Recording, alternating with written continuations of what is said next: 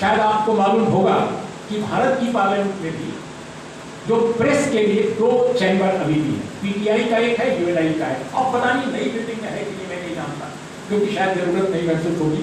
लेकिन पहले ब्रॉडकास्टिंग के लिए दूरदर्शन के लिए अलग होता था, पीटीआई यूएनआई के लिए अलग होता था, और हम सब के लिए भी एक अलग होता था, जो अन्य अखबारों के पत्रकार हैं, कि हम जाकर वहां बैठ सकते हैं, चाय पी सकते हैं, गपशप कर सकते हैं, कुछ कंप्यूटर भी होते थे कि हम अपना काम कर सकते हैं। अब क्या होगा मैं नहीं जानता, मैं नई बिल्डिंग में गया भी नहीं, मेरे पास कार्ड भी नहीं है नई बिल्डिंग का, कोई कार्ड नहीं है। एनीवे, तो उन्होंने ले जाकर के मुझे पार्लियामेंट में दिखाना शुरू किया। दिखाते दिखाते अचानक उन्होंने कहा कि आप अंदर चलेंगे चैम्बर में। चैम्बर का मतलब पार्लियामेंट का अंदरूनी हिस्सा, जहां पार्लियामेंटेरियंस बैठते हैं और प्रधानमंत्री से लेकर कैबिनेट मंत्री बैठते हैं। मैंने कहा वो कैसे मैं जा सकता हूँ, हमारे यहाँ तो पार्लियामेंट में किसी को जाने की इजाजत नहीं है। चैम्बर में नीचे जहाँ पर पार्लियामेंटियन बैठते हैं या मंत्री बैठते हैं, तो उन्होंने कहा नहीं हमारे यहाँ तो है। हमने कहा कैसे, कहा जाइए। उन्होंने अपना एक्रेडिटेशन कार्ड निकाला और पार्लियामेंट के चैम्बर के गेट पर उन्होंने उसको दिखाया और चैम्बर खुल गया। मैंने कहा ये क्या बात हुई, मैं तो चकित रह गया। तो मुझे महसूस हुआ कि एक मुल्क अपने नागरिक पर, और वो भी अपने मान्यता प्राप्त एक जर्नलिस्ट पर कितना यकीन करता है कि उसके पास पार्लियामेंट का गेट खोलने की चाबी है, एक्रेडिटेड है। एक्रेडिटेशन बहुत इंपॉर्टेंट चीज है, इंडिया में भी दूसरे मुल्कों में भी। लेकिन मैं दंग रह गया कि उनके कार्ड से पार्लियामेंट का दरवाजा खुल जाता है, और मुझे नीचे जाकर उन्होंने दिखाया, ये देखिए यहाँ प्राइम मिनिस्टर बैठते हैं, यहाँ स्पीकर बैठते हैं, यहाँ पे बैठते हैं, यहाँ पे। मैं चकित था, मेरे लिए तो यह अद्भुत घटना थी। मैंने उस पर लिखा भी है अपनी एक किताब में, क्रिस्टेनिया मेरिजान, उस एक मेरा मेमोयर ट्रेवलॉग है विदेश यात्राओं का, उसमें मैंने ये घटना दर्ज की। जब मैं बाहर आया तो मेरी उत्सुकता हुई कि क्या मैं पार्लियामेंट की बिल्डिंग में आया हूँ, तो यहाँ किसी बड़े नेता से मिलवा सकते हैं यहाँ। उन्होंने कहा यकीनन चलिए। तो पार्लियामेंट में ही मिनिस्टर्स के चैम्बर थे। मुझे पहले उन्होंने एक मंत्री के यहाँ ले गए, लेकिन वो थे नहीं, तो उनसे मुलाकात नहीं हुई। जब मैं गलियारे में घूम रहा था उनके पार्लियामेंट से, तो अचानक एक बहुत ही खूबसूरत महिला, जो बिल्कुल नहीं लगती थी कि डेनिश है, वो लग रहा था जैसे कि लैटिन अमेरिकन कंट्रीज की है, थोड़ा सा अलग एक लुक होता है, वो उधर से चली आ रही है। तो इन्होंने कहा कि ये हमारे देश की कॉमर्स मिनिस्टर है, कॉमर्स मिनिस्टर। मैंने कहा ये तो बिल्कुल कम उम्र की, बहुत डिफरेंट दिख रही है। Very active and very good minister. मैंने कहा ओके, तो आप इंट्रोड्यूस कराइए, हम मिलना चाहते हैं। तो उन्होंने मुझे इंट्रोड्यूस कराया कि look she so and so, और मुझे बताया कि ये राज्यसभा टेलीविजन जो इंडिया का पार्लियामेंट का टेलीविजन है, उसके एक्सिक्यूटिव एडिटर रहे हैं, और अभी हमारे देश की जो कल्चरल बॉडी है उसके इन्विटेशन पर डेनमार्क आए हैं। मैंने कहा ठीक है, हम लोग बात करते हैं। वो आनंद शर्मा के बारे में पूछने लगी, how is he. Anand Sharma जो भारत में उन दिनों कॉमर्स मिनिस्टर थे, तो चूंकि उनकी काउंटर पार्ट थी वो, तो वो अक्सर पूछे कि आजकल क्या which ministry he is looking after. तो खैर हमने जो जानकारी थी उनको शेयर की, और वो तत्काल तैयार हो गई बात करने को डेनिश इकोनॉमी पर, डेनमार्क के इंडिया के साथ रिश्तों पर। उन दिनों रिश्तों में थोड़ी खटास थी। एक खास जासूसी कांड हुआ था, जो कोरिया कांड का एक मामला था, जिसमें कि जहाज से हथियार गिराए गए, उसमें एक डेनिश नागरिक भी पकड़ा गया। तो उस मामले में थोड़ा टेंशन चल रहा था, तो शायद वो केस का मुझे याद नहीं आ रहा, लेकिन क्या था, लेकिन कुछ था। तो उन्होंने पूछना शुरू किया, मैंने बताना शुरू किया, फिर वो हम से बात किए, तो खुल के बात करने वाले हो। बिल्कुल जो मिनिस्टर लगे नहीं रहा थे कि हमें हमसे कुछ छुपाना चाहते हैं, जबकि मैं एक विदेशी पत्रकार था। इसके बाद उन्होंने क्या कहा साहब, उन्होंने कहा कि चूंकि आप भारत से आए हैं और भारत की यूरोप में काफी अच्छी हैसियत है, तो मैंने कहा क्यों, हम लोग मार्केट हैं आपके लिए बड़ी, इसलिए। तो हंसने लगे, बोले कि नहीं, आपकी बड़ी इज्जत है कल्चरली, और आपकी सिविलाइजेशनल वैल्यूज, आपकी पुरानी सभ्यता वगैरह। मैंने कहा लेकिन मार्केट बहुत बड़ा है इंडिया, इसलिए शायद हमको तवज्जो आप लोग ज्यादा दे रहे हो, खासकर इकोनॉमिक रिफॉर्म्स के बाद। तो हंसने लगे। एनीवे, जो भी कारण रहा हो, उन्होंने कहा कि प्राइम मिनिस्टर से आप मिलेंगे। मैंने कहा क्या मजाक कर रहे हैं, प्राइम मिनिस्टर से कैसे कोई मिल सकता है अचानक। और वो सचमुच मुझे प्राइम मिनिस्टर के चैम्बर के सामने लेकर चले गए। प्राइम मिनिस्टर उस समय एक महिला थी, मुझे नाम उस समय भूल रहा है, और उस वक्त प्राइम मिनिस्टर एक सब कमेटी की मीटिंग कर रही थी। संयोग ऐसा था कि उसी समय मैं पहुंचा और मैं उनसे मिल नहीं सका।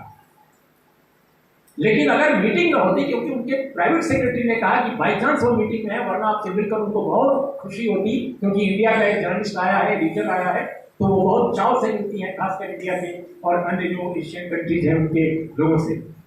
अब मैं अब हमारे यहाँ तो आप प्राइम मिनिस्टर से मिलने की बात कल्पना कर सकते हैं क्या? एक प्रेस कॉन्फ्रेंस ही नहीं करते, एक प्रेस कॉन्फ्रेंस नहीं किया उन्होंने आज तक, 2014 से लेकर आज तक एक। और अगर कोई इंटरव्यू भी दिया होगा तो अब कैसे, कौन लोग हैं मैं नहीं जानता, लेकिन अब कोई पत्रकार ये तो नहीं पूछ सकता है कि आप आम कैसे खाते हैं, चूस कर खाते हैं कि काट कर खाते हैं कि कैसे दबा कर, मैं आगे इस तरह के सवाल। तो मैं उनकी इज्जत करता हूँ, भारत की जनता ने उनको चुना है, पूरा सम्मान हमारा है, वो निर्वाचित है। लेकिन एक प्राइम मिनिस्टर जो कभी किसी से बात करने को तैयार है, और दूसरी तरफ हम देखते हैं इस तरह की एक ट्रांसपेरेंसी बिल्कुल नहीं है। अगर आप कुछ लिख दें तो उसका रिजवाइंडर भी नहीं आता, केवल धमकी आती है, बुलाना आता है। ये भी हो सकता है कि आप पर कोई ऐसी धारा लग जाए जिसके बारे में आपने कभी जीवन में कल्पना न की हो। तो ये मिजाज क्यों है? और ये केवल राजनेताओं का नहीं है, गाँव में भी है, हमारे गाँव में भी वैसा मिजाज है, खासकर हिंदी हार्टलैंड में। लेकिन आपको केरला में क्यों नहीं मिलता?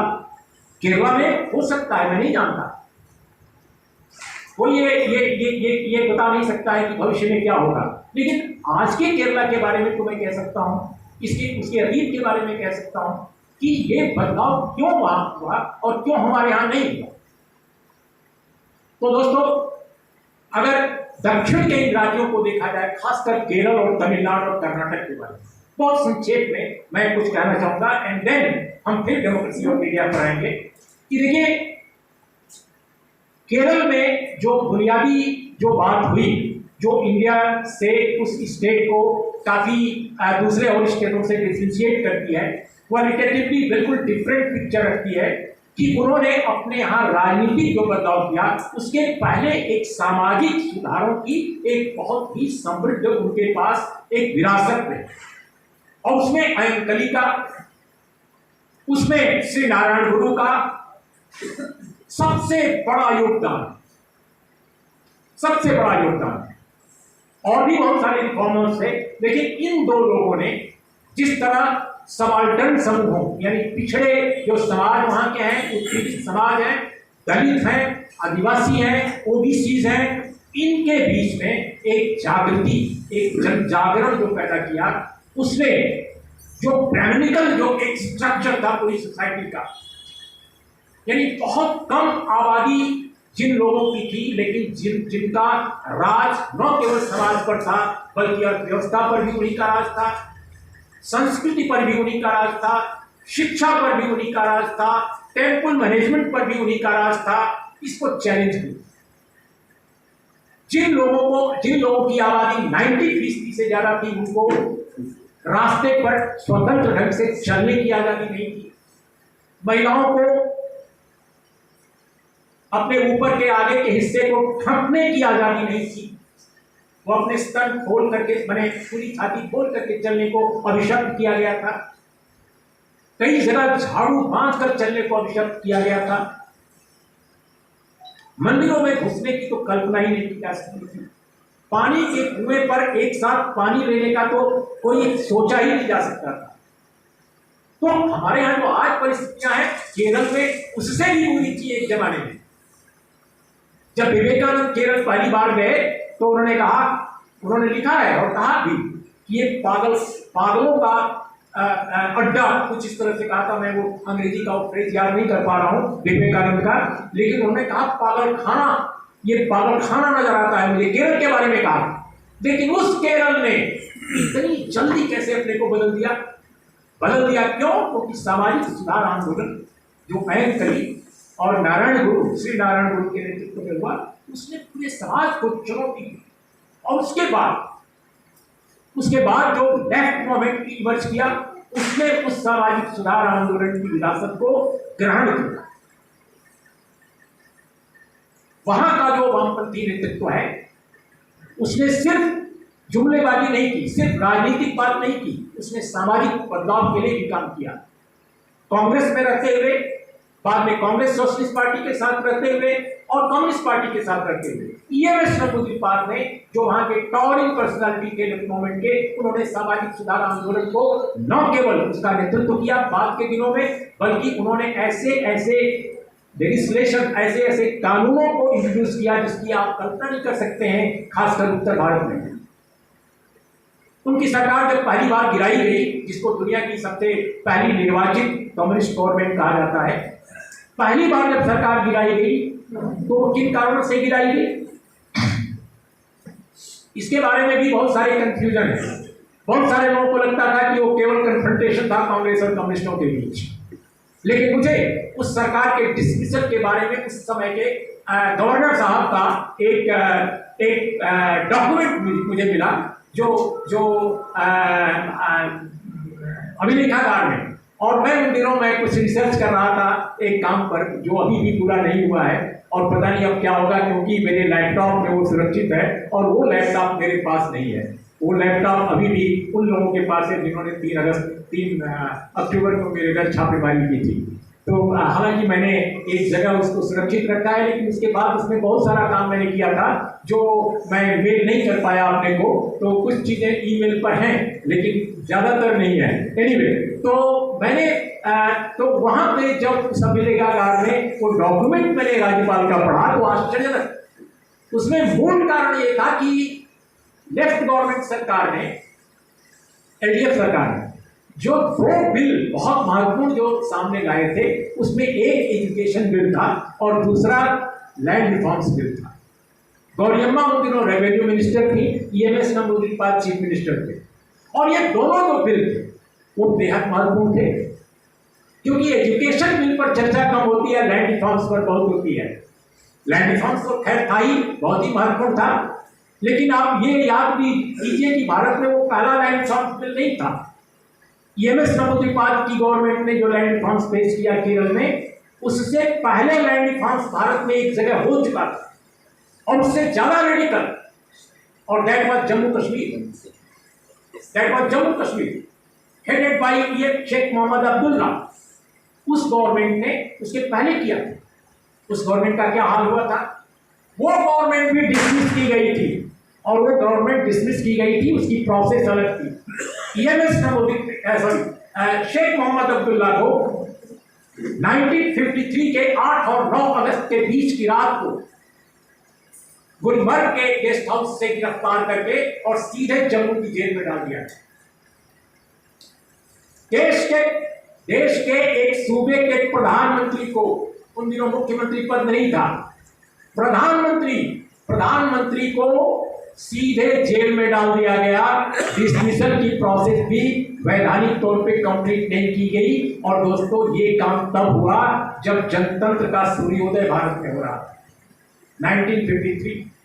तो जनतंत्र के सूर्योदय में ये चीजें हुई, क्यों हुई और इसका क्या मतलब है, मैं इस पर भी आऊंगा। तो मैं ये तो जिक्र किया एक लैंड रिफॉर्म्स का जो कश्मीर में हुआ, उस समय नहीं हो सका बिल पेश करने के बावजूद, लेकिन बाद में उन्होंने जो काम किया फिर सरकार में आने के बाद, वो अद्भुत था। जितना काम किया था 1953 तक, उससे आगे काम किया। लेकिन नंबूदिरपाद साहब की गवर्नमेंट से 2 बड़े खतरे थे, एक तो लैंड रिफॉर्म्स और दूसरा एजुकेशन बिल। एजुकेशन बिल क्यों? क्योंकि जो प्राइवेट प्रॉपर्टी बना दी गई थी पूरी एजुकेशन सिस्टम को वहां पर केरल में, उसको सरकार टेक ओवर करने जा रही थी। यानी पब्लिक जो एजुकेशन सिस्टम है, जो इस समय देश में खत्म किया जा रहा है, जो भी बचा कुचा अपने देश में था, ठीक है, हम उसको क्रिटिकल ढंग से देखें या जैसे भी देखें, लेकिन कांग्रेस गवर्नमेंट्स ने शुरू के दौर में, नेहरू की गवर्नमेंट ने, इंदिरा गांधी की गवर्नमेंट ने, जो एक एजुकेशन जिसकी पैदावार हम लोग तो प्राइमरी स्कूल में पढ़े हैं गवर्नमेंट से, सरकारी नगर निगम से हम लोगों ने हाई स्कूल किया है, मिडिल स्कूल किया है। तो उन स्कूलों में गरीब समाज के बच्चे भी, साधारण लोगों परिवारों के बच्चे भी पढ़ लिख करके आगे आए, वरना कुछ ही लोगों तक शिक्षा सीमित थी। तो नंबूदिरपाद की सरकार ने जो एजुकेशन जो बिल लाया, उससे ये लगा कि अरे ये तो दलित भी पढ़ने लगेंगे, पिछड़े भी पढ़ने लगेंगे, आदिवासी भी पढ़ने लगेंगे, माइनॉरिटी कम्युनिटी के गरीब लोग भी पढ़ने लगेंगे। ये क्या चीज है भाई, हमारे सामने खड़े हो जाएंगे। सबसे बड़ा जो प्रश्न था उस समाज के या उस समाज में, जो वहां का सबसे अमीर सबसे कुलीन माना जाता था कि भाई सब कैसे पढ़ सकते हैं, पढ़ने का अधिकार तो कुछ ही लोगों को है। लेकिन श्रेष्ठतम ब्राह्मण समाज से पैदा हुए, श्रेष्ठतम ब्राह्मण समुदाय में पैदा हुए वीएमएस नंबूदिरीपाद की सरकार ये काम कर रही है। और ये जो चैलेंज था उस समय व्यवस्था के जितने संचालक थे उनके लिए हैरतअंगेज था, और इसको बर्दाश्त करने के बिल्कुल मूड में नहीं थे। गवर्नर साहब की पूरी जो रिकमेंडेशन सेंट्रल गवर्नमेंट को थी वो इसी लाइन पर थी। उस समय श्रीमती इंदिरा गांधी नौजवान थी, युवा थी, तेज तर्रार थी, और शायद विवेक की कमी भी थी। और वो उस समय ऑल इंडिया कांग्रेस कमेटी की प्रेसिडेंट थी, कांग्रेस की राष्ट्रीय अध्यक्ष थी श्रीमती गांधी, और उनके पिता जवाहरलाल नेहरू देश के प्रधानमंत्री थे, लोकप्रिय प्रधानमंत्री थे। और आज जिन पर सबसे अधिक हमला हो रहा है आरएसएस के लोगों द्वारा, बीजेपी के लोगों द्वारा, और हम लोग उनको डिफेंड कर रहे हैं, हमारे जैसे जो डेमोक्रेटिक और सेकुलर वैल्यूज के लोग हैं। लेकिन उन दिनों वही नेहरू की सरकार शेख अब्दुल्ला को भी डिसमिस करती है, अपने दोस्त की सरकार को, अपने दोस्त की सरकार को क्यों करती है? क्योंकि लैंड रिफॉर्म से सारे के सारे जो कश्मीरी जो एलीट था, जो कुलीन तंत्र था जिसके पास, और जो सारे सेवों के बगीचे पर जिनका राज था, सारी जमीनों पर जिनका राज था, सारे व्यापार पर जिनका कब्जा था, उन लोगों को लगा कि लैंड रिफॉर्म से तो उनकी सारी की सारी व्यवस्था ही खत्म हो जाएगी। ठीक वही स्थिति पैदा हुई केरल में, कि केरल में लोगों को लगा कि ये जो नंबूदिरीपाद की सरकार है, एजुकेशन बिल और लैंड रिफॉर्म्स दोनों को एक साथ जो बारी से ला रही है, ये उनके पूरे सिस्टम को डिस्ट्रॉय करेगी। I will quote honourable governor recommendation, I will quote it. मैं शब्दशः कोट नहीं कर रहा हूं, लेकिन मैं कंटेंट आपको मैं कोट कर रहा हूं। राज्यपाल महोदय ने उस समय अपने रिकमेंडेशन में 2 लाइनें लिखी, जिसका मतलब ये था कि अगर नंबूदिरीपाद की सरकार को तत्काल डिसमिस नहीं किया गया तो केरल में गृह युद्ध की स्थिति मच जाएगी। This was the recommendation by state governor, and in my observation and my investigation this was recommended by the central government. Central government ने उनको रिकमेंड किया था कि आप ऐसा ही रिकमेंडेशन हमें भेजिए, आप बताइए कि केरल जो है तहस नहस हो जाएगा, बर्बाद हो जाएगा, और इसलिए हमको डिसमिस करने का मौका मिल जाएगा। तो ये मूल कारण था। और दूसरी बात दोस्तों, एक बड़ी घटना और हुई वर्षों बाद कर्नाटक में। जो कर्नाटक बहुत बुरी स्थिति में था राज्य सृजन के बाद, लेकिन उस कर्नाटक में एक नेता इमर्ज करता है कांग्रेस में, और उसका नाम है देवराज अरस। और देवराज अरस ने अपने पूरे कार्यकाल में जिस तरह लैंड रिफॉर्म्स को एक बहुत बड़ा एजेंडे के तौर पे सामने लाता है, एजुकेशन को जिस तरह सामने लाता है, एजुकेशन को कैसे आम लोगों तक पहुंचाया जाए, कैसे गरीबों के बच्चों को शिक्षा में इनरोल किया जाए, इनरोलमेंट कैसे बढ़ाया जाए, हेल्थ सेक्टर को जिस तरह से वो ले जाते हैं, डेमोक्रेटाइज करते हैं, पब्लिक सेक्टर को इंट्रोड्यूस करते हैं, पब्लिक फंडिंग करते हैं देवराज अरस, उसके कारण आज कर्नाटक वो कर्नाटक है जो दिखाई आपको दे रहा है। ये देवराज अरस के कारण है। और दुर्भाग्य देखिए कि देवराज अरस की सरकार भी इंदिरा गांधी के दौर में डिसमिस कर दी। That government was also dismissed. And then what happened? Then Devraj Aras formed a new party that is called क्रांति रंगा। और क्रांति रंगा जो पार्टी थी, फिर उसकी सरकार बनी और अधूरे कामों को फिर देवराज अरस ने पूरा किया। तीसरा स्टेट में आपका नाम लूंगा, बल्कि चौथा कश्मीर, केरल, कर्नाटक, 3 हो गया। Yes, 1 point is also missing. Karnataka में दोस्तों आज जो इतना बड़ा एक जो वहां पर एक इंडस्ट्री आई है, जिसको हम बोलते हैं कि ये सॉफ्टवेयर और इंटरनेट आधारित जो इंडस्ट्री आई है, इसकी शुरुआत भी देवराज अरस के समय हुई। भले उस समय इंटरनेट नहीं था, लेकिन इलेक्ट्रॉनिक सिटी जो कर्नाटक में बेंगलुरु को माना जाता है, इलेक्ट्रॉनिक सिटी की जो पूरी धारणा है, उस समय दो लोगों ने मिलकर बनाई। एक कर्नाटक में देवराज स्वयं मुख्यमंत्री, और दूसरे जो उनके जनक माने जाते हैं, मैं उनका नाम इसमें बोल रहा हूँ, सॉरी मैं उस समय उनका नाम भूल रहा हूँ। उन दोनों ने मिलकर के और इलेक्ट्रॉनिक सिटी, या जो आज वहाँ पर इतना बड़ा जो एक्सपेंशन हुआ है, खासकर सॉफ्टवेयर का और कंप्यूटर रिलेटेड जो इंडस्ट्री का, वह भी उसी समय उसकी आधारशिला रखी गई थी। इसके बावजूद कि बाद में आविष्कार हुए इन तमाम उपकरणों की। तो ये 3 राज्यों के बाद मैं चौथे राज्य पर आता हूं, तमिलनाडु। तमिलनाडु में द्रविड़ आंदोलन ने उस पूरे तंत्र को झकझोर कर रख दिया अपने दौर में, जो कुछ ही लोगों के लिए था, कुछ ही लोगों द्वारा था और कुछ ही लोगों के हितों में था। द्रविड़ आंदोलन के बारे में बहुत सारी मिसकंसेप्शन है। ये फैक्ट है कि दैट वाज एंटी ब्राह्मण आंदोलन, लेकिन ब्राह्मण विरोधी आंदोलन नहीं था, ब्राह्मणवाद विरोधी आंदोलन। और उसने पुनः उस तंत्र को डेमोक्रेटाइज करने की कोशिश की कि जो बहुजन समाज वहां का था, जो मेजॉरिटी जो पॉपुलेशन थी, जिसकी आवाज नहीं थी समाज में, जिनको शिक्षा नहीं थी, जिनको दीक्षा नहीं थी, जिनके पास जमीन जायदाद नहीं थी, जमीन में जिनकी हिस्सेदारी नहीं थी, रोजगार में जिनका कोई मतलब नहीं था, द्रविड़ आंदोलन ने उनके लिए जमीन बनाई। अन्नादुरई की सरकार जब आई, उनके पास एक वैधानिक अधिकार उनके पास आया कि द्रविड़ आंदोलन के मूल्यों को एग्जीक्यूट कैसे होता है, और एक लंबा सिलसिला चला तमिलनाडु में। और आज तमिलनाडु तमाम झंझावातों के बावजूद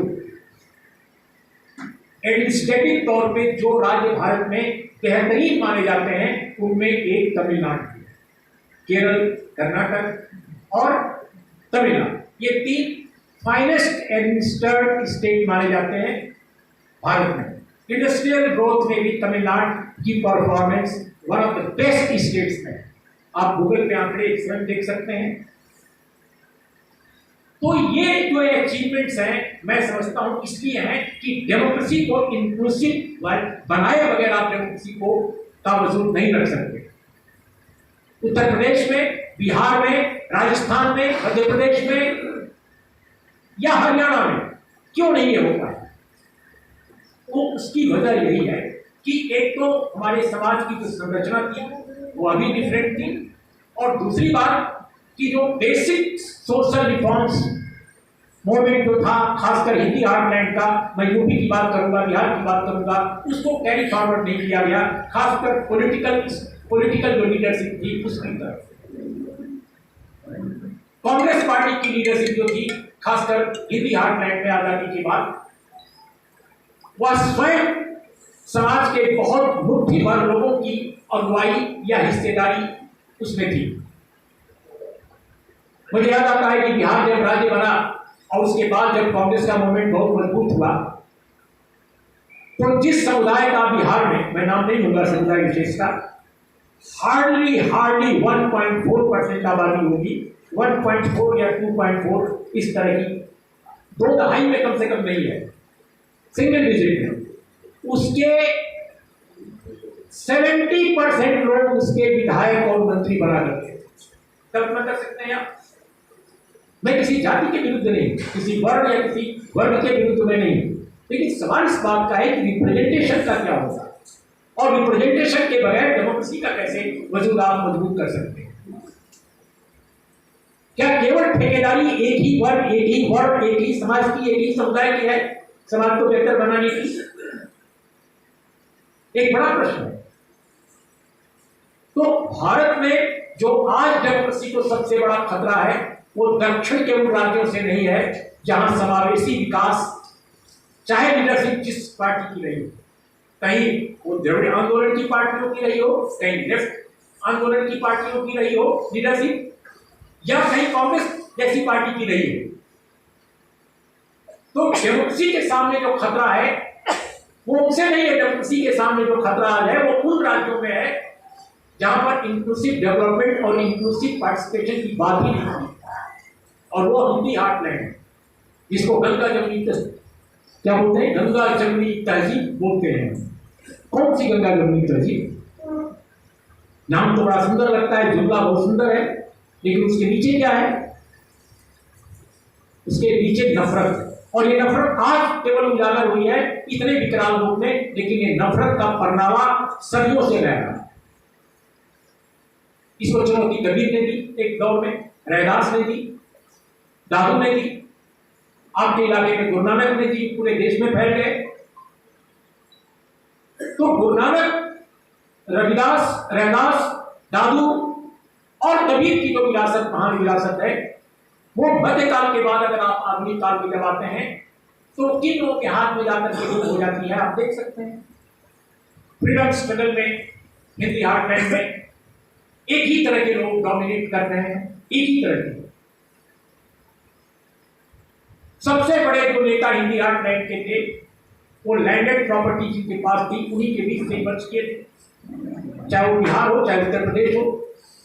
जिन लोगों ने कुछ अच्छे काम भी किए फ्रीडम स्ट्रगल के दौरान कांग्रेस में, वे लोग भी पूरे मिजाज से जमींदार, फ्यूडल थे, कंजर्वेटिव थे। उनके कई अच्छे काम मैं गिना सकता हूं उन लोगों के भी, लेकिन उनकी जो विरासत है, उनके जो मूल्य हैं, वो कहीं से भी डेमोक्रेटिक नहीं कहला सकते।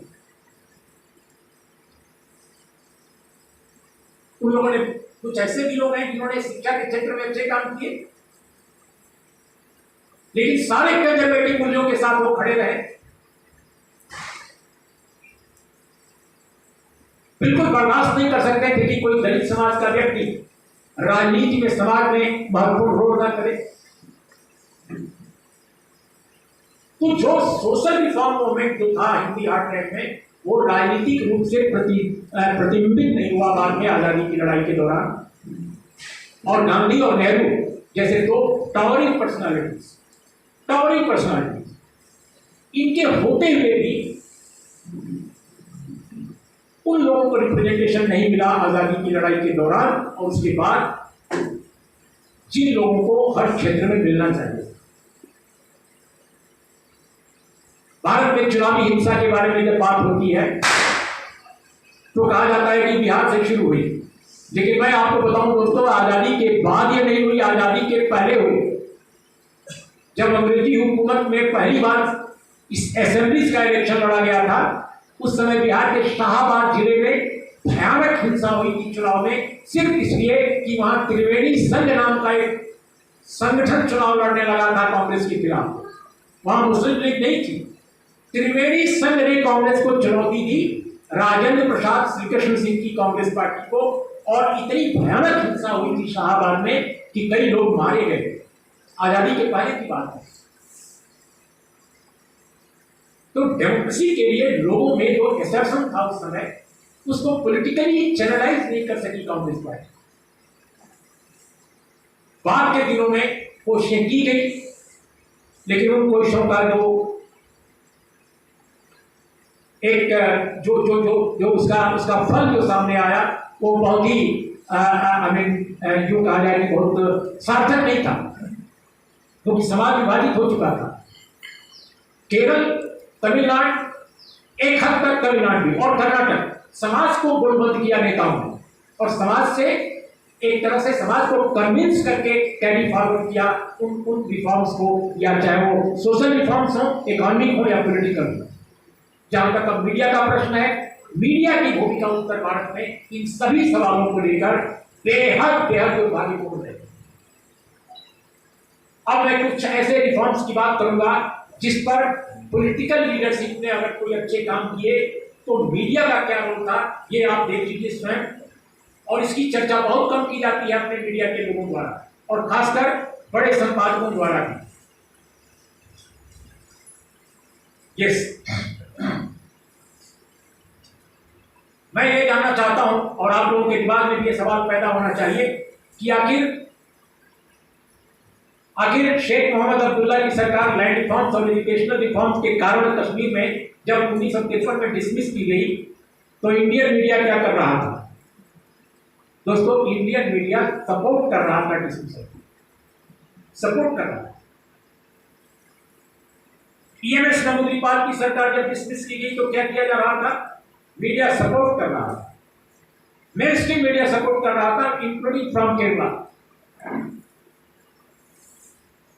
जब देवराजस की सरकार गिराई गई थी तब भी यही हाल था। द्रविड़ आंदोलन के खिलाफ पूरा का पूरा मीडिया गोलबंद था, पूरा का पूरा मीडिया गोलबंद था। और दोस्तों, आजादी के बाद अनेक ऐसे कदम उठाए सरकारों ने, इंक्लूडिंग कांग्रेस गवर्नमेंट ने, जो बहुत रेडिकल थे, समाज में बदलाव लाने वाले थे, डेमोक्रेसी को मजबूत करने वाले थे। उस समय मीडिया क्या कर रहा था?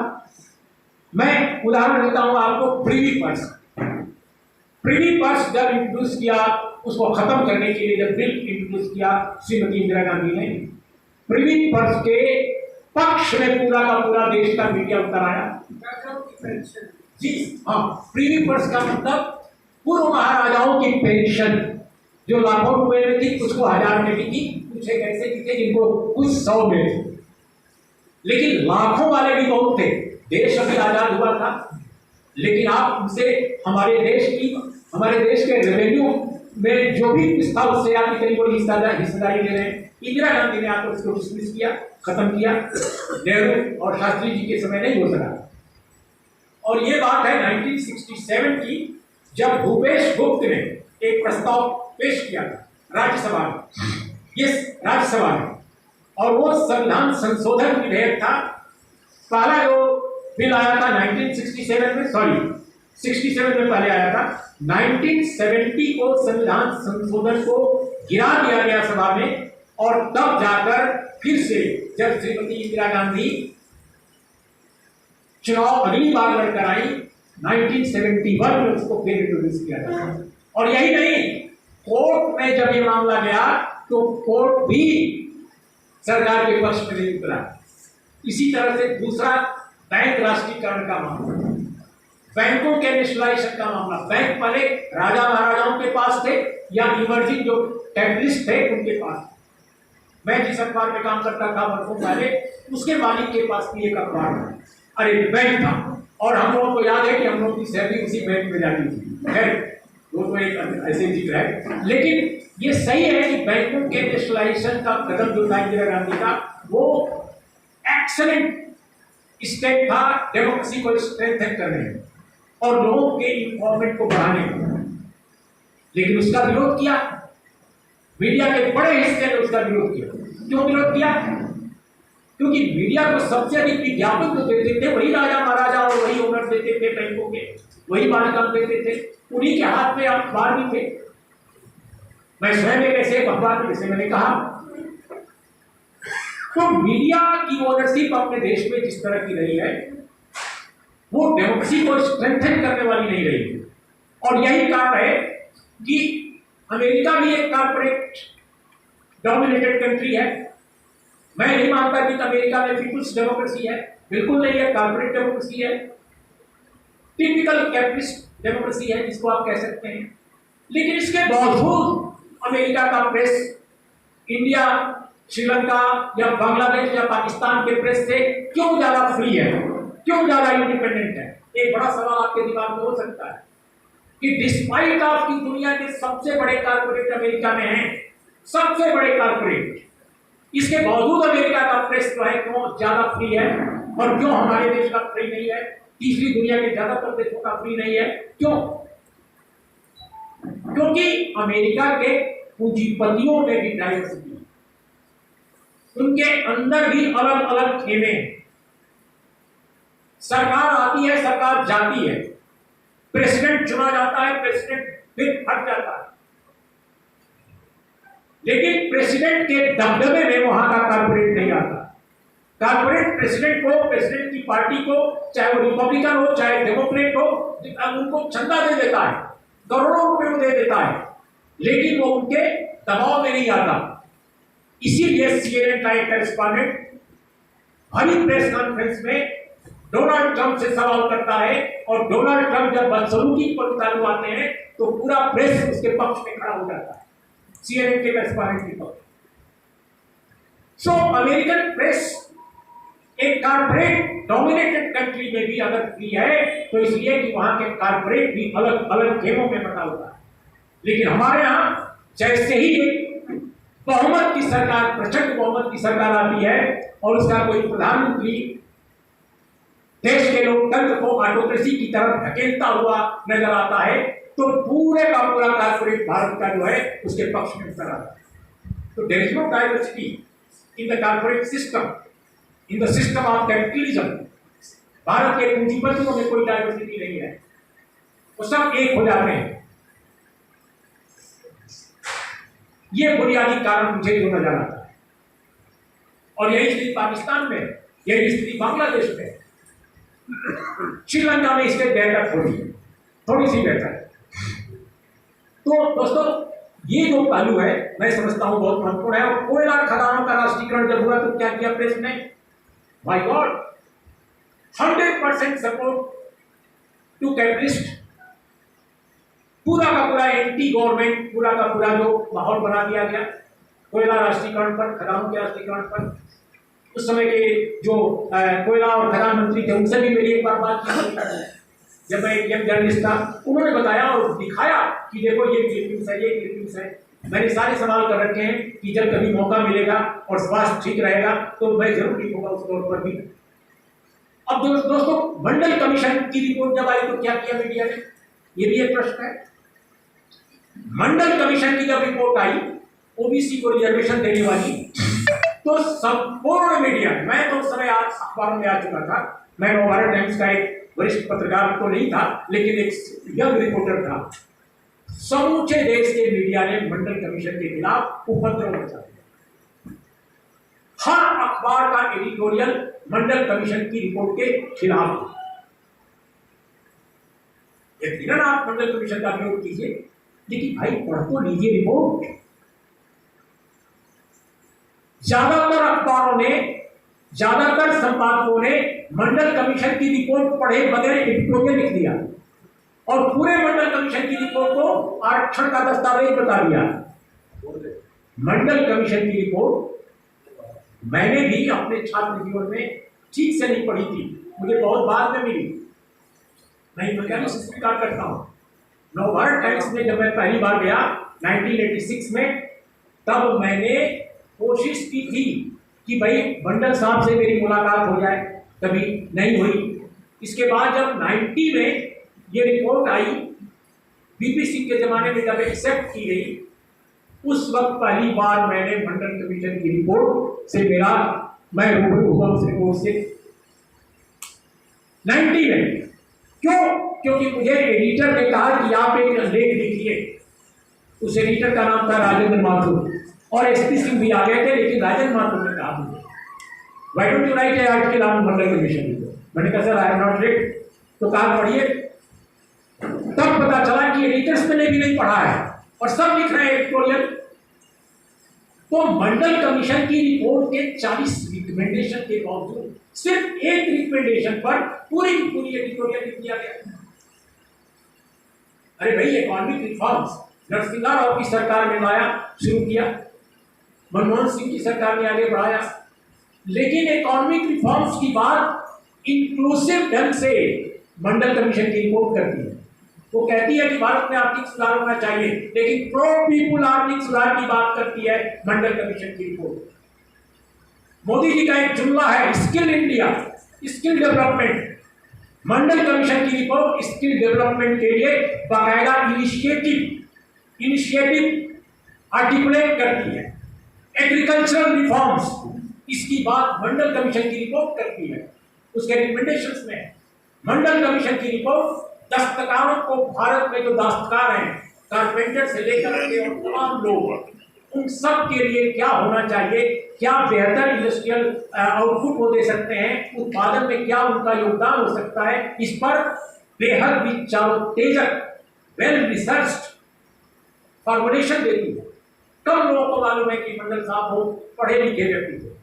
और उन्होंने अपनी रिपोर्ट के बनाने में जेएनयू, दिल्ली विश्वविद्यालय और टाटा इंस्टीट्यूट सब जगह के प्रोफेसरों और रिसर्चरों से काफी सहयोग लिया, अनेक लोगों से, और उनमें हर वर्ग के लोग थे, हर वर्ग के लोग थे। बहुत सारे लोग समझते हैं कि मंडल कमीशन की रिपोर्ट तो अचानक आ गई जब वो जनता पार्टी सरकार आई। जी नहीं, मंडल कमीशन की रिपोर्ट के लिए भारत के संविधान में बाकायदे प्रावधान किया गया था। उसका नाम भले मंडल कमीशन की रिपोर्ट नहीं थी। आर्टिकल 340 ऑफ इंडियन कॉन्स्टिट्यूशन वो क्या है?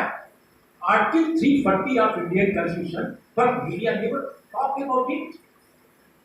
आर्टिकल 340 ऑफ इंडियन कॉन्स्टिट्यूशन साफ कहता है कि समाज के अन्य वर्गों, एससी एसटी के अलावा जो अन्य वर्ग हैं, उनके समावेशी विकास के लिए, उनके डेवलपमेंट के लिए एक आयोग बनाया जाएगा या इसका आकलन किया जाएगा। शायद आयोग का नाम नहीं है, आकलन किया जाएगा। उस आर्टिकल में थ्योराइज किया गया है कि इस तरह का एक आकलन करके एक या आयोग, मैं थोड़ा कंफ्यूज कर रहा हूँ, भूल रहा हूँ, आप लोग देख लीजिएगा प्लीज, कि उसमें इसकी संस्तुति है, इसकी रिकमेंडेशन है कि ऐसा किया जाना चाहिए। तो आर्टिकल 340 की रोशनी में ही पहली बार नेहरू गवर्नमेंट के समय काका कालेलकर आयोग आया, लेकिन काका कालेलकर आयोग ने बेहद वाहियात किस्म के रिकमेंडेशन दिए और उस पूरे संविधान के प्रावधानों को एक तरह से उन्होंने मटियामेट कर दिया। उसका कोई मतलब नहीं रह गया उस कमीशन की रिपोर्ट का। और तब जाकर मंडल कमीशन की बात उठी और then it was form, constituted and then report came. But Indian media never study, पढ़ाई नहीं मंडल कमीशन की रिपोर्ट। तो समाज में अगर आप एक ही वर्ड को प्रेरित करते हैं, भटकाते हैं, तो समाज में शांति नहीं रहेगी, जनतंत्र की नींव मजबूत नहीं होगी। तो ये क्यों हो दोस्तों? इसलिए हुआ कि Indian media is a caste media. Let me tell you very frankly, it's a upper caste dominated media. इसको कहने में मुझे कोई शर्म नहीं है, कोई संकोच नहीं है। आखिर वो मीडिया कैसे हो सकता है, लोकतांत्रिक मीडिया कैसे हो सकता है जिसमें सिर्फ 90% से ज्यादा लोग एक ही तरह के समाजों से आते हैं। 2006 में जब पहली बार तो मैं नहीं कहूंगा, आई थिंक दूसरी बार भारत में ये प्रश्न, इतने बड़े बड़े संपादक हुए हैं भारत में आजादी के बाद, लेकिन किसी संपादक की नजर इस बात पर नहीं गई कि आखिर इस देश में राष्ट्रपति दलित बन सकता है, इस देश में बड़े कैबिनेट मंत्रियों पे ओबीसी और दलित समाज के लोग आ सकते हैं, लेकिन इस देश में कोई एडिटर ओबीसी का क्यों नहीं बनता, दलित का क्यों नहीं बनता, ट्राइबल का क्यों नहीं बनता? ये किसी ने समझा नहीं। सारे महान विद्वान संपादक, सारे महान जनतांत्रिक संपादक, लिबरल डेमोक्रेट, क्यों भाई? ये समझने के लिए, ये बोलने के लिए भी एक विदेशी की जरूरत पड़ी देश में। And that person was mister Robin Jeffrey. Robin Jeffrey came in India, he studied Indian media, he wrote a book during 90s।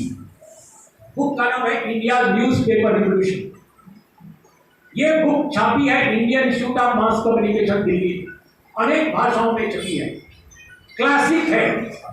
Robin Jeffrey पहले व्यक्ति हैं जिन्होंने आर्टिकुलेट किया कि इंडियन मीडिया डेमोक्रेटिक क्यों नहीं है, क्योंकि इसमें कुछ ही जातियों के लोग हैं, और जिन जातियों के लोग हैं उनकी आबादी पूरे देश की आबादी में 15% से ज्यादा नहीं है। ये काम रॉबिन जेफरी ने किया। दूसरे लोगों ने क्यों नहीं किया? क्योंकि उन्हीं वर्गों के थे। तो भाई अपने वर्ण से आप विद्रोह अगर नहीं करते, अपने वर्ण की सीमाओं को स्वयं आप नहीं तोड़ते, तो आप कैसे क्रांति कर सकते हैं, कैसे बदलाव ला सकते हैं, कैसे डेमोक्रेसी को स्ट्रेंथन कर सकते हैं?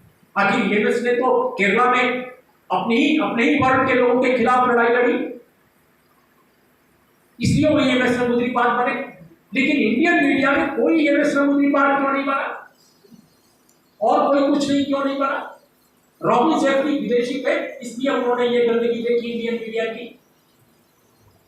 और दूसरी बात, बीएन उनियाल नाम के एक सज्जन जो पहले में पत्रकार थे और अपर कास्ट से आते थे, संभवतः हिमाचल के रहे होंगे, बीएन उनियाल ने ये प्रश्न उठाया इंडियन मीडिया का। क्यों उठाया साहब? क्योंकि उनके किसी विदेशी पत्रकार संपादक मित्र ने कहा कि उरियाल साहब हमें ये बताइए कि इंडियन मीडिया में दलित कितने हैं और कितने संपादक हैं। उन्होंने ओबीसी पर भी नहीं पूछा, सिर्फ दलित पर पूछा। उरियाल साहब परेशान। तो उन्होंने कहा कि भाई ऐसे तो नहीं खोजा जा सकता है, लेकिन एक्रेडिटेशन लिस्ट देकर खोजा जा सकता है कि गवर्नमेंट ऑफ इंडिया ने कितने पत्रकारों को एक्रेडिटेशन कार्ड दिए हैं। पता चला उसमें एक भी दलित नहीं है, एक भी ओबीसी नहीं है उस समय, या शायद ओबीसी कोई रहा हो, मैं नहीं जानता। तो जब वीएन उरियाल ने यह सवाल उठाया पायनियर में, तब ये चर्चा का विषय थोड़ा बहुत बना। फिर 2006 में जब अर्जुन सिंह ने शिक्षा क्षेत्र में ओबीसी के लिए बिल लाया, उस वक्त दिल्ली से लेकर तमाम जगहों पर एंटी रिजर्वेशन मूवमेंट फिर से छोड़ दिया। लोगों ने कहा ये तो मंडल 2 है, शिक्षा में ओबीसी को क्यों रिजर्वेशन मिलना चाहिए। और दोस्तों आपको बता दें कि उस दौर में पूरे भारत के केंद्रीय विश्वविद्यालयों में ओबीसी के प्रोफेसर ही नहीं थे। 2019 तक, नोट कीजिए, 2019 तक भारत के केंद्रीय विश्वविद्यालयों में सिर्फ 9 प्रोफेसर थे जो ओबीसी कम्युनिटी के थे। ओबीसी भारत में 60% माना जाता है। अब तो आ गया आंकड़ा बिहार का 63% है।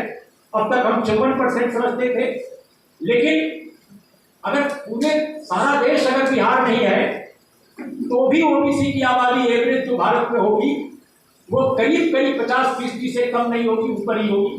लेकिन इस कम्युनिटी से 9 केवल प्रोफेसर केंद्रीय विश्वविद्यालय में, I am not talking about assistant professor, not associate professor. आज संख्या थोड़ी बढ़ी है, लेकिन जब वो रिफॉर्म्स का कोशिश किया गया अर्जुन सिंह के कैबिनेट द्वारा और सरकार ने उसको इंडोर्स किया, उस दरमियान भी लोगों ने विरोध किया, भारी विरोध किया। और तब हम जैसे कुछ पत्रकारों ने कोशिश की, इसके बावजूद कि हम नौकरी करते थे अखबार में और हमें मालूम था कि इस मामले में हम अगर आगे आएंगे तो हमें नौकरी से बाहर हो जाना पड़ेगा। और उस समय हमारे यहाँ जो संपादक की कुर्सी पर बैठे एक व्यक्ति थे, हम उनका मिजाज भी जानते थे। तो हम लोगों ने कोशिश की और गांधी पीस फाउंडेशन में एक सेमिनार हुआ था, और उस सेमिनार में जो वक्ता थे उसमें एक सिद्धार्थ वरदराजन थे, एक मैं था, एक योगेंद्र यादव थे, एक अनिल चमड़िया थे। और हम चारों में, और याद रखिए इसमें अलग अलग वर्ण और अलग अलग वर्ग के लोग हैं, सभी लोग, सबने ये इंडोर्स किया कि ये गलत हो रहा है जो विरोध किया जा रहा है आरक्षण का शिक्षा क्षेत्र में, और इस पर एक स्टैंड लिया जाना चाहिए। सबने यूनानिमस व्यू था कि ये सही है, इसको समर्थन देना चाहिए। उस सम्मेलन के बाद, उस कॉन्फ्रेंस के बाद हम लोगों ने मौलंकर हाल के सामने घास के मैदान में कुछ लोगों ने मिलकर तय किया कि क्यों ना हम लोग योगेंद्र को कहें। जब बाई चांस योगेंद्र जी यहाँ मनमोहन जी बैठे हैं, जानते हैं, वो हम लोगों के जेएनयू के थे और हमसे जूनियर थे, मनमोहन सिंह जी से तो बहुत जूनियर थे। तो हम लोगों ने कहा कि क्यों ना योगेंद्र को पहल करने दें। योगेंद्र चूंकि सेफोलॉजिस्ट हैं, सर्वेक्षण के मामले में बहुत उस्ताद हैं, तो इनकी अध्यक्षता में हम लोगों ने एक कमेटी बनाई। हम लोग पर्दे के पीछे रहे जो आमतौर पर मीडिया संस्थानों में काम करते हैं, और उसमें अनिल चमड़िया जो फ्रीलांसर थे और बिल्कुल यंग एक पत्रकार था जितेंद्र कुमार, इन 3 की कमेटी बनाई कि भाई मीडिया संस्थानों में कितने लोग किस वर्ण के हैं पता किया जाए। तो लोगों ने कहा जात पात क्यों करेंगे मीडिया में। मैंने कहा लो अरे भाई ये पता करने में क्या है कि किस पृष्ठभूमि के कितने लोग हैं। अंत में पता चला जो प्रमुख अखबारों और मीडिया संस्थानों में कि साथ कुछ ही वर्णों के लोग समूचे मीडिया में इस वक्त भी भरे हुए हैं। और ये बात 2006 की। तब मुझे बात याद आई रॉबिन जेफरी की, जिन्होंने अपनी किताब में लिखा कि जब मैं अपने भारत में अपनी किताब के सिलसिले में आया तो इस देश के सबसे बड़ी सत्ता, सबसे बड़ी कुर्सी पर एक दलित बैठे हुए थे। और दोस्तों उस दलित का नाम क्या था? के.आर. नारायणन, जो संयोग बस हमारे विश्वविद्यालय के वाइस चांसलर भी रह चुके थे। तो रॉबिन जेफरी ने बहुत आदर के साथ याद किया इंडियन डेमोक्रेसी को कि एक दलित was sitting on the highest post of Indian Republic, K.R. Narayanan. But when I was searching editor from Dalit community, I couldn't find any. सिर्फ एक लाइन में फिर उन्होंने कहा कि साउथ में मैं जब घूम रहा था, संभवतः तमिलनाडु की बात उन्होंने की, तो एक रविंद्रन नाम के संपादक मिले, वो कम्युनिस्ट पार्टी ऑफ इंडिया के किसी अखबार के न्यूज एडिटर थे। ये उन्होंने अपनी किताब में दर्ज किया है। दोस्तों, मैं 2023 में आपके सामने खड़ा हूं। 2023 में भी इस देश में एक भी संपादक दलित नहीं है, एक भी ट्राइबल नहीं है, और एक भी मेरी जानकारी में ओबीसी भी नहीं है। ये 2023 का प्रश्न है। अब आप क्या कहेंगे? और कुल मिलाकर के एक दलित महिला दक्षिण के किसी बड़े हाउस में एडिटर जरूर लगी है, लेकिन वो फैशन और लाइफ स्टाइल की एक मैगजीन की एडिटर है, और शानदार पॉलिटिकल कमेंट्री लिखती हैं, बहुत समझदार हैं, लेकिन उनको कोई बड़े अखबार में जगह नहीं मिली। एक संपादक एक चैनल में ओबीसी कम्युनिटी के आए, वो मात्र 2 साल रह पाए, शायद उससे भी कम। एक सज्जन एक एडिटर बने थे 80-90 के बीच में, एक बड़े हाउस में, वो भी ओबीसी कम्युनिटी के थे, लेकिन फिर वो हाउस उस परंपरा को आगे नहीं बढ़ सका, बढ़ा सका, और कोई स्ट्रक्चर नहीं कायम किया जा सका।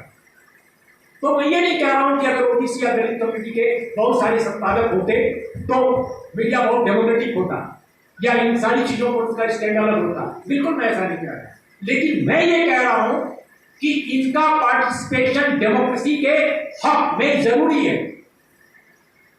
अगर आप ओबीसी कम्युनिटी को रिजर्वेशन दे रहे हैं नौकरियों में, पार्लियामेंट में आप महिलाओं को दे रहे हैं, दलितों को दे रहे हैं, आदिवासियों को दे रहे हैं, महिलाओं के मामले में आप कह रहे हैं कि कोटा विदिन कोटा होना चाहिए, ये भी आप कह रहे हैं, पार्टी स्ट्रक्चर में आप इंक्रीज कर रहे हैं। देश की सबसे बड़ी पुरानी पार्टी ने अपने रायपुर अधिवेशन में अपनी पार्टी के कार्डर में, अपने पार्टी के ऑफिशियल्स में 50% रिजर्वेशन की बात कर दी है राहुल गांधी की अगुवाई में।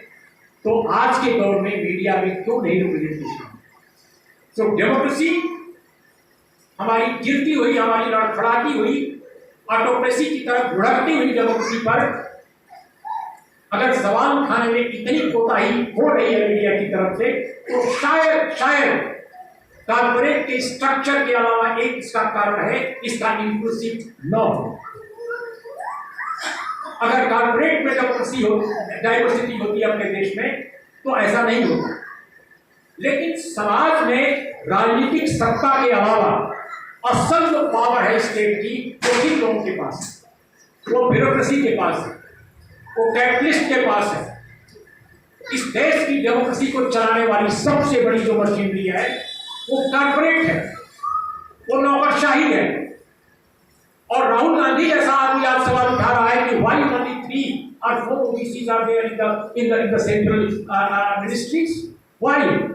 लेकिन जब हम सवाल उठाते थे 20 साल पहले, तो हमें कहा जाता था कि इसका दिमाग कास्टिस्ट हो गया, ये क्लास की बात नहीं कर रहा है, कास्ट की बात कर रहा है। लेकिन आज जब राहुल गांधी ये सवाल उठा रहे हैं, तो मीडिया कह रहा है वाह, मीडिया का एक सेक्शन, खासकर सोशल मीडिया, कि वाह ये कमाल का सवाल है।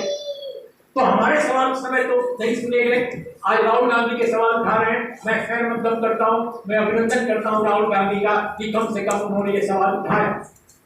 लेकिन ये सवाल मैं समझता हूँ कि देश के वामपंथी, देश के लोकतांत्रिक, देश के सेकुलर लोग, जितने धारा के लोग हैं, उन सबको उठाना चाहिए था। लेकिन ये सिर्फ सवाल दक्षिण में ही क्यों उठा? दक्षिण में चाहे वो लेफ्ट हो, चाहे राइट हो, चाहे सेंट्रिस्ट हो, वो सब उठाते थे। क्यों? क्योंकि द्रविड़ आंदोलन का दबाव था। क्यों? क्योंकि केरल के समाज सुधार आंदोलन का दबाव था। क्यों? क्योंकि कर्नाटक के उस महान आंदोलन का सवाल था जिसने धर्म की सत्ता को चुनौती दी थी, जिसने हिंदुत्व की पूरी वैचारिकी को चुनौती दी थी। और महाराष्ट्र में भी एक लेवल पर उठा, और हिंदुत्व को आज हिंदू धर्म का पर्यायवाची बना दिया गया है, जबकि एवरीबॉडी नो हिंदुत्व एक राजनीतिक विचारधारा है, इसका किसी हिंदू से कोई रिश्ता नहीं है। तो दोस्तों, और क्या कहें, अब आप धीरे धीरे आर्थिक सुधारों के मामले में बिल्कुल कंक्लूड कर रहा हूं। आप अयोध्या पर ही देख लीजिए मीडिया को, अयोध्या के पूरे आंदोलन पर शिला पूजन से लेकर के और मंदिर ढहाने तक पूरा का पूरा मीडिया पक्ष में रहा। आर्थिक सुधारों को लेकर ये मीडिया में एक जुमला बन गया और जो आज तक सुनाई दे रहा है कि भारत में इकोनॉमिक रिफॉर्म्स को लेकर कंसेंसस है। अरे भाई कब सर्वे करवा लिया था? कब सर्वे हुआ कि भारत में आर्थिक सुधारों को लेकर कंसेंसस है?